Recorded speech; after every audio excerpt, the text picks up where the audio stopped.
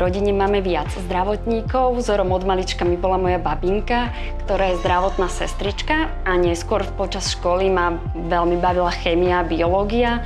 Tak to bol takým hlavným rozhodnutím, prečo som sa rozhodla pre prácu lekárnika a myslím, že to bola úžasná voľba. Práve my, lekárnici, sme tí, ktorí odovzdávajú odborné informácie pacientom v ľudskej reči. Najsilnejší moment je asi každý spokojný pacient, ktorý sa vráti s úsmevom v očiach pre radu. A keďže väčšina mojich pacientov sú v dôchodkovom veku, ich vďačnosť za čas a vľúdne slovo je pre mňa hnacím motorom na každý deň.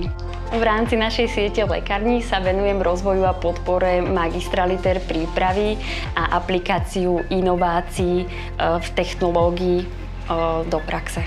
Vďaka čomu som nadobudla kontakty s mnohými lekármi z oblasti dermatovenerológie, pediatrie či gynekológie.